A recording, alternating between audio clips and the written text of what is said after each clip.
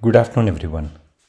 I am Prakash Loganathan, one of the neonatal consultant at James Cook University Hospital. Neonatal means I deal with extremely sick, mostly premature babies. Today I am going to present the unmet needs in the neonatal medicine, how universities like Durham could be part of this to solve these unmet needs.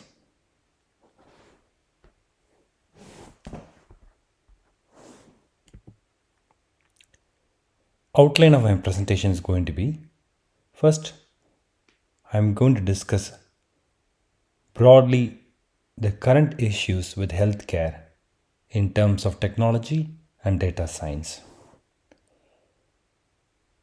Next, I am going to discuss few examples of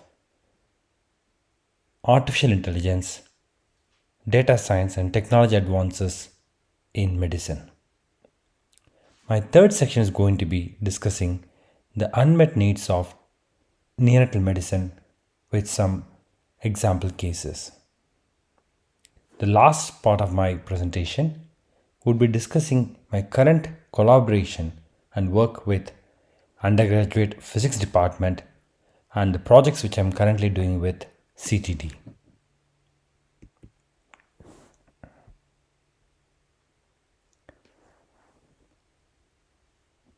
One of the main issues in the current healthcare is that there is a considerable technological delay as compared to other systems like gaming.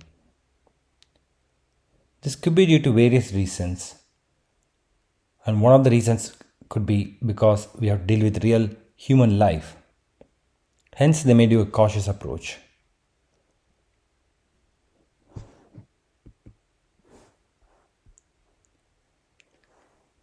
The second main issue with healthcare is that there are millions of healthcare data exist in paper format, which is difficult to interpret and analyze and make meaningful interpretation. Many Western countries have advanced electronic system, patient record system, database, making it easy to get the data and analyze the data. This is evident from the number of research papers published from North American countries compared to UK. So we are badly in demand of a very good electronic patient health record system.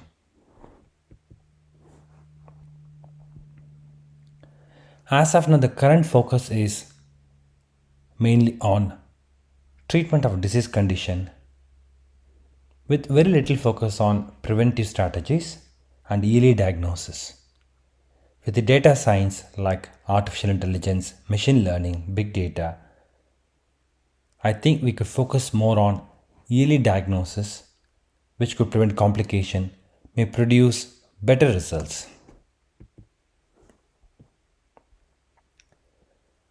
This is a recent publication from NEJM.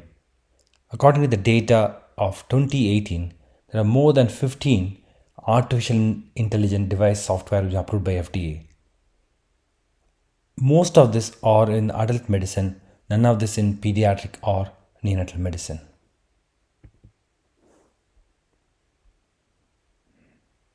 For example, diabetic retinopathy is an eye condition which mainly affects patients with uncontrolled diabetes. They are at risk of losing their eyesight.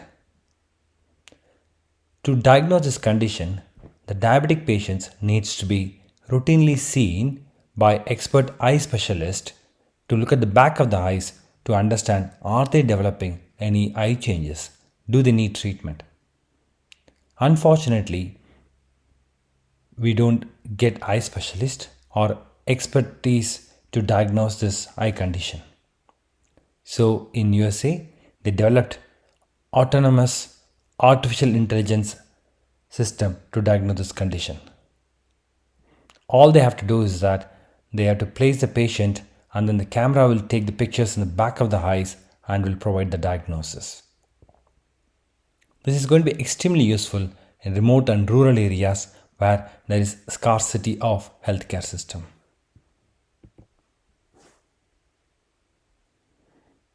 Similarly, this is the picture of heart scan where you need expert to diagnose and interpret these findings.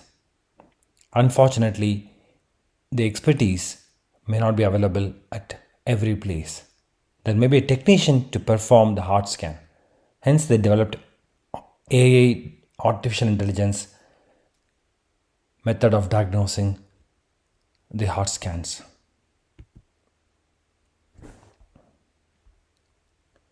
Similarly, AI technology has been applied for adult stroke diagnosis, in orthopedics for fracture diagnosis,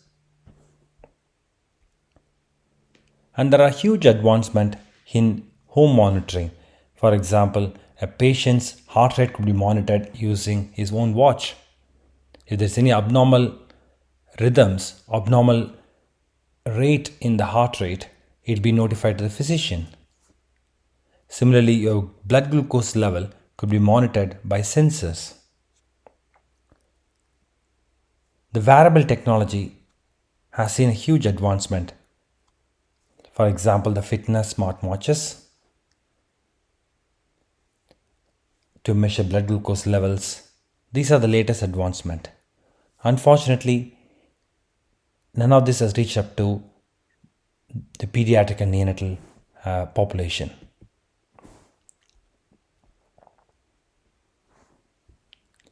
So now we have seen what are the latest developments using artificial intelligence and data science in adult medicine. Now I'm going to give few examples in neonatal medicine where these technologies could be useful. All I'm mentioning is a few examples, but there are many more areas, unexplored areas in neonatal medicine which could benefit from artificial intelligence and data science.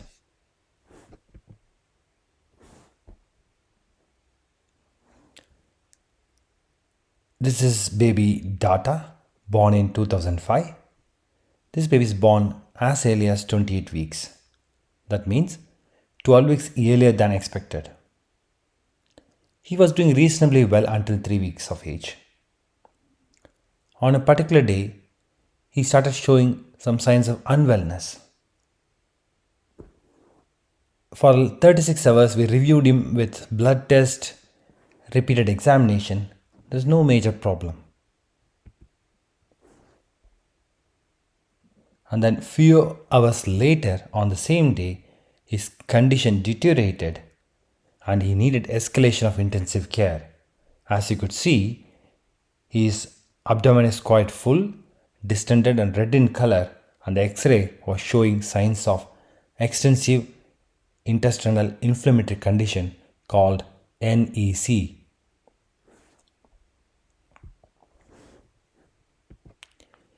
He underwent abdomen surgery and then sadly he passed away.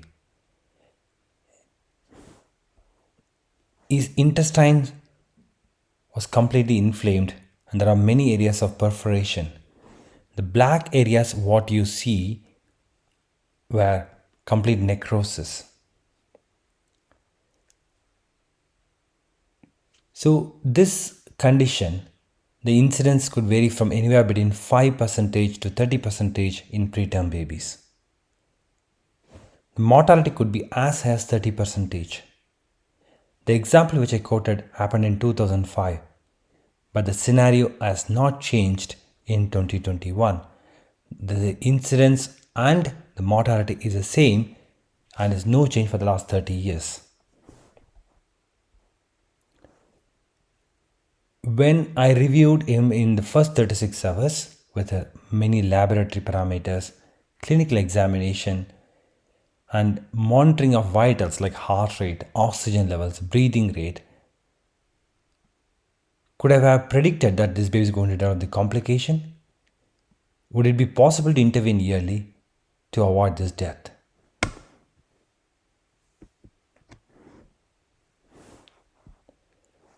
Example number 2. This is baby Neo. he was born by very difficult delivery. So we thought he suffered a condition called hypoxia, or commonly called as asphyxia, where there is little oxygen going to the brain. We admitted him to the neonatal unit to observe him. Currently, we have a treatment called cooling, called therapeutic cooling, where we take the baby's temperature by putting in a cold mattress to lower degrees, thereby protecting the brain. This treatment needs to be started within the first 6 hours of birth to be more effective. This treatment even could prevent brain damage and cerebral palsy in the future. When I admitted, in the first few hours, he was looking good, so we did not start cooling. At 10 hours later, he developed seizures, showing that he has suffered brain injury. Our question is that, could we have predicted that he is going to develop brain injury? Could I have stopped the seizures? Could we have stopped the brain injury?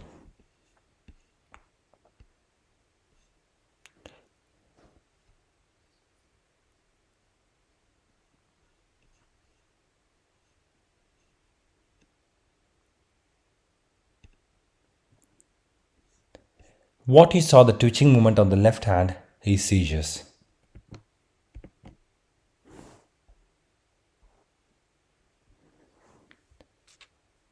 So, baby Neo subsequently got cooled, where you can see a cooling cap and cooling suit, which keeps his temperature lower, thereby protecting his brain.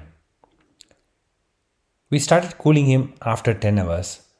The efficacy of this treatment is going to be suboptimal.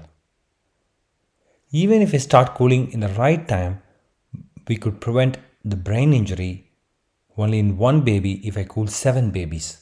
That means 6 babies are going to still develop brain injury. Could we use the technology to predict which baby is going to get benefit, which baby is not going to get benefit? Another example. This baby was diagnosed with severe sepsis. We diagnosed him only after he developed all complete signs and symptoms. Because all the inflammation, all the pathological process have already started, his outcome will not be great even though you successfully treat him. Can we diagnose early to prevent the complication? Can we predict this baby is going to develop sepsis?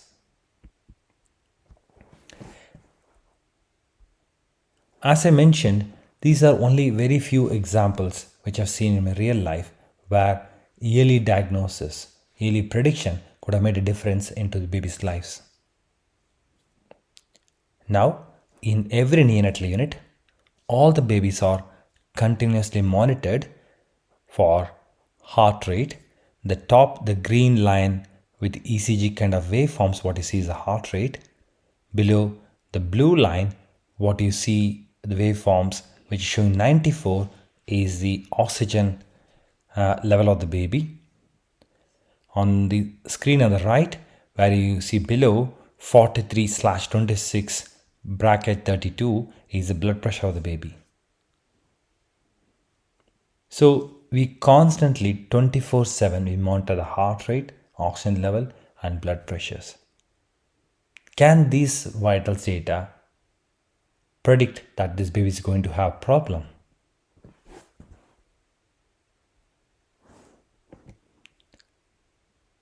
The second major issue is that, look at the picture on the left where a baby is lying down.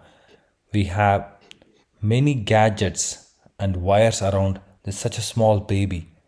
Something to measure the temperature, something to measure the carbon dioxide level on the ventilation, something to measure the breathing, something to measure the oxygen level, something to measure the heart rate level, something to measure the blood pressure level and the brain activity.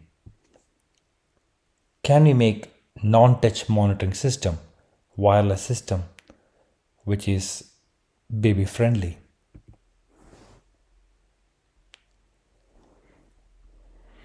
Similarly, in the field of teaching and training,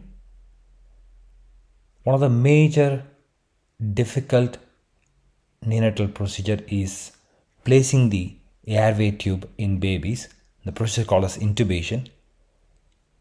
It's quite difficult to train. It takes a long time for the trainees to get trained in this procedure, but this procedure is life-saving. Currently, the junior doctors learn this technique on practicing on real life babies, which is not ideal because you are practicing your training and you may cause trauma, injury, safety is compromised. Can we use augmented reality, virtual reality for teaching and training for this kind of invasive, difficult procedures?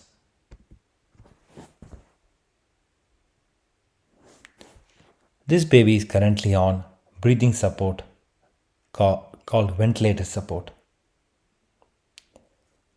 Currently, we slowly wean the settings on the breathing machine, that is the ventilator. At some stage, we think, okay, this baby could be successfully taken out of the breathing machine and could breathe by himself. Proportion of babies will not be successful, they'll go back on the breathing machine.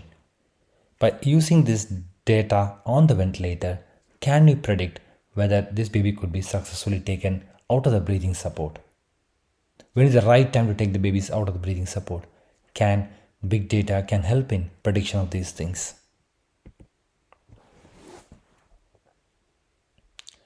Another very common problem called neonatal jaundice, where the baby's skin color becomes very yellow and the jaundice level beyond a certain limit goes to the brain and affects the brain and causes permanent brain damage. It is very common that most babies will develop some form of jaundice. As of now, we have to clinically look at the baby, which is not ideal, and predict this baby is going to have jaundice, then take a blood sample and understand whether baby needs the blue light treatment for the jaundice. Can we use the latest technology to understand which baby is going to be jaundiced when I shoot the blood levels? Can we send the babies home yearly with home monitoring? Can the parents monitor for jaundice at home?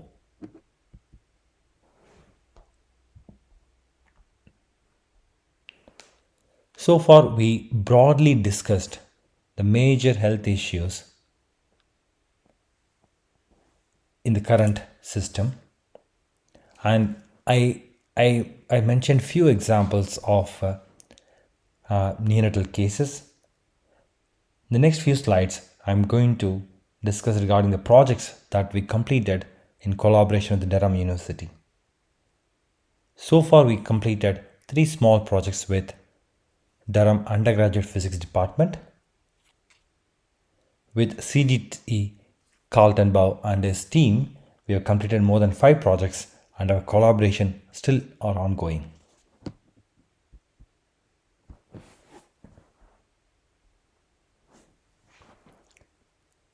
So this was a laboratory experiment with undergraduate physics department. Babies with lung disease and lung immaturity could benefit from respiratory support called CPAP, where the machine constantly delivers pressurized gas through the nostrils to support the lungs. Sometimes babies open their mouth where there will be a leak and the pressure delivered to the lungs will be suboptimal. As of now, we don't know whether closing the mouth by applying something called chin strap, where you can see a black tie around the head and covering the mouth of the baby, closes the mouth, delivers better pressure in the airways and the lungs. It will not be easy to measure the pressure in real life babies. Hence, the team has come up with something like 3D modeling. They've taken a real life MRI of a baby, say airway, and they made a 3D model of the airway and they measured the pressure, and then they clearly showed that using a chin strap by closing the mouth, you are achieving better pressure in these babies. So in this slide, the top figure A is the MRI and how they made the 3D model, and the figure C shows where they measured the pressure. The next project we did was to understand the fraction of inspired oxygen calculation in neonatal population. You would have seen many adults and babies having small nasal tubes on the nostril, getting what is called as low flow oxygen. Currently, low flow oxygen is 100% oxygen delivered to these babies. But they are not getting 100% oxygen. Just to remind you, oxygen is a drug. Too much of oxygen is bad for you. Based on the baby's size, baby's breathing, the size of the nostril, size of the nasal tube, how fast they breathe, the actual oxygen going to the baby's lungs may not be exactly 100%. Currently, there is no standard formula to calculate what is effective oxygen going to these babies. Using mathematical models and validating with real life numbers, the Durham team has come up with a website to easily calculate the actual amount of oxygen delivered to these babies. This is extremely useful to prevent both low oxygen supply to the baby as well as high oxygen supply to these babies.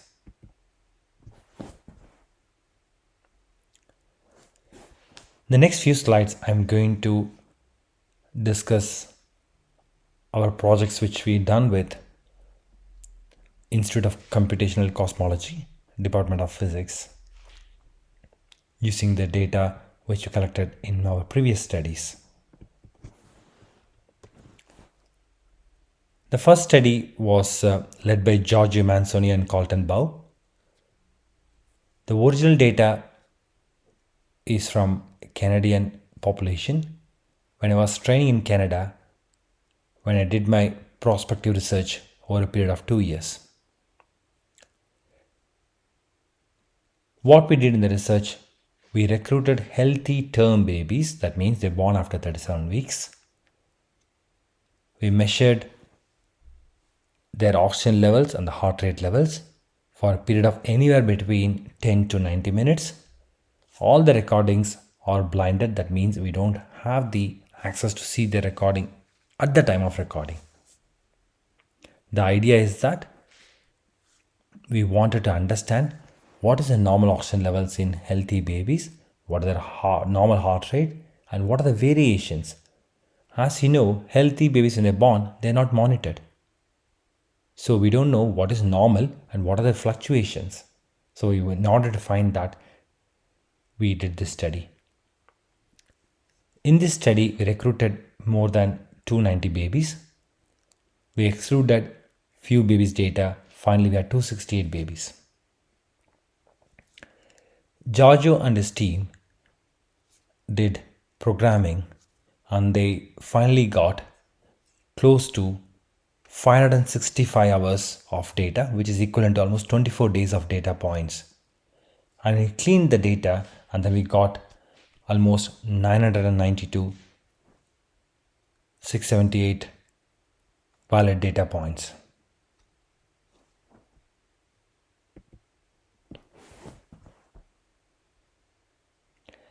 So this is one of the final graph which Giorgio and his team created.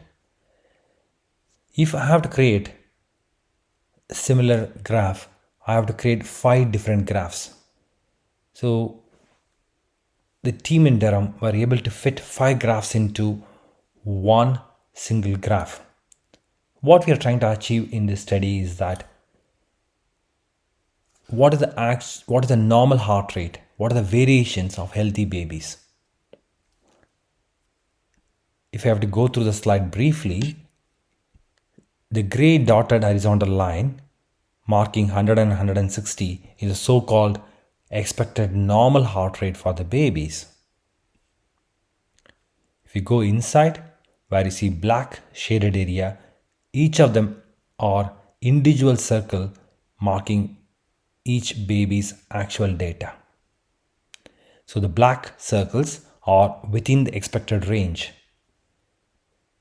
To our surprise, there are many babies' heart rate were outside the range, which is marked as a brown circle. You can see both sides, both above 160 and below 100. The yellow filled circles shows the median for the babies for against their baby's age. For example, the 10 hours, the median is somewhere close to 115 and 20 hours and so on. The bars at the yellow filled circle shows the 25th and 75th centile. The orange whiskers represent first and the 97th centile for the same bin for the baby's age. The blue horizontal bars shows 25th and 75th centile for the entire population, and the black dotted line in the middle being the median for the entire population.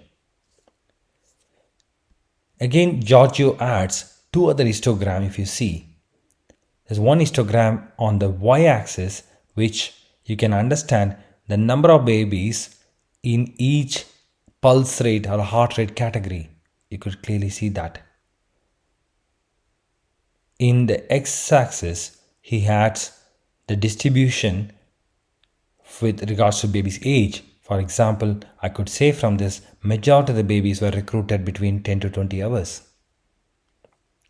From this study, we are able to show many babies' heart rate could be outside the so-called normal range. This data is extremely useful when we monitor babies in the postnatal ward, in the neonatal unit, to understand these variations could be absolutely normal.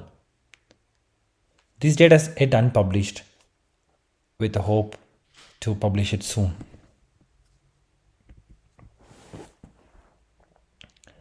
Again, Durham team has gone one step further to understand the effect of the time with regards to how it could influence the values.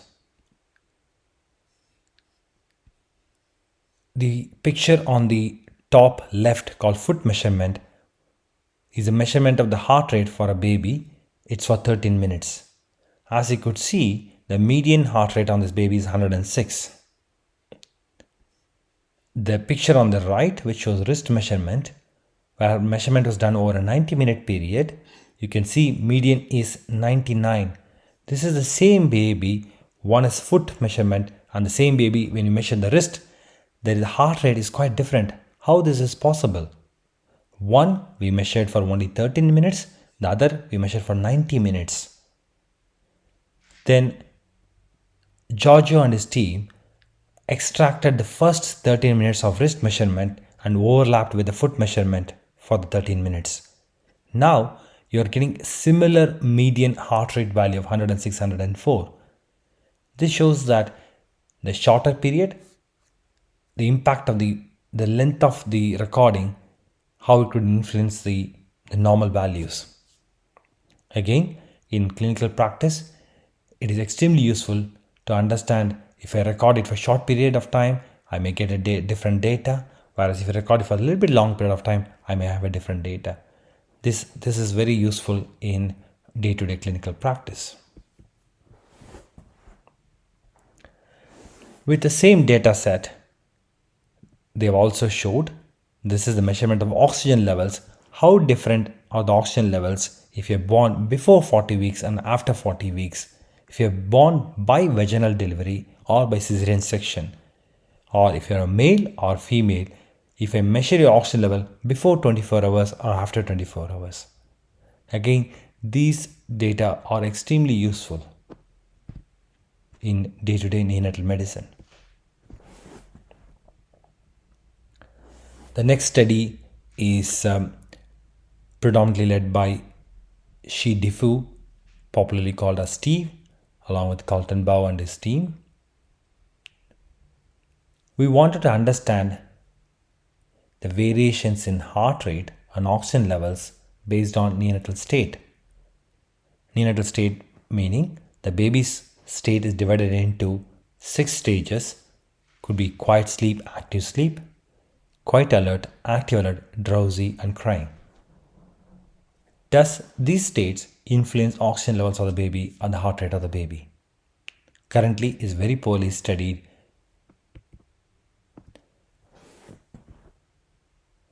We had total of 656 records with 203 records in quiet sleep, 180 records in active sleep, 88 records in quiet alert state, 79 records in active alert state, 44 records in drowsy state, 62 records in crying state.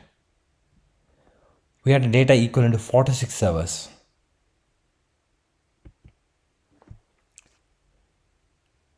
So Steve were able to show by a simple box plot, as you could see, the blue bars are the data of oxygen levels of the babies in the first 24 hours. The orange bars are the data for babies for more than 24 to 48 hours. And on the y-axis on the top, you can see the oxygen levels ranging from anywhere between 90 to 100. On the x-axis, you see the different bins: quiet sleep, active sleep, drowsy, quiet alert, active alert, and crying.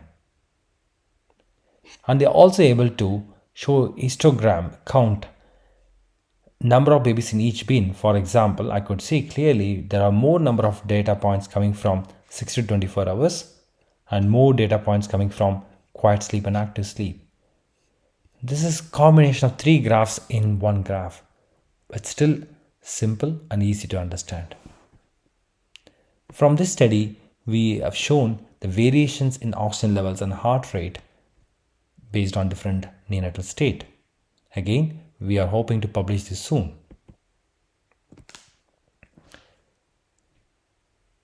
Again, Steve and his colleagues we have studied with the same data set. We wanted to find out, can the oxygen levels of the babies could be affected by different skin color? Because in adult medicine, they have shown that if you're African American, you have black skin, you're likely to have false high values. It has implications, meaning if you're unwell, if you have black skin, when you measure the oxygen levels, you may be falsely reassured that your oxygen levels are okay, but in fact, in reality, your oxygen levels are not okay. But we don't have this data in babies. We wanted to see whether is there any difference in oxygen levels based on different skin color in babies.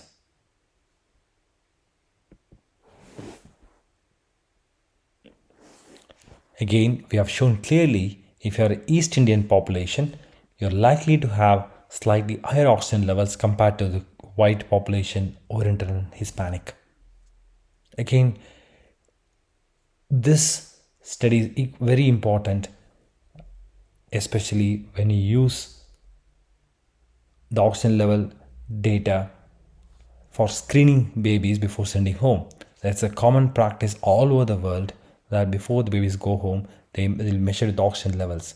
If the oxygen levels are low, you will either suspect the heart condition or a lung condition. But from this study, we have to be very careful that if you have a dark skin, is the data valid? Is the data falsely high? So these are the few example projects which we have successfully completed, and we are in the process of trying to publish these projects in internationally peer-reviewed medical journals. If you have any questions regarding my presentation, please email to the following email address. If you want to collaborate with us, if you are interested in doing a project, if you have an idea from my slide, please contact us again. With this, I just want to sincerely thank you, Durham University, Carleton, and others for providing me this opportunity. Thank you.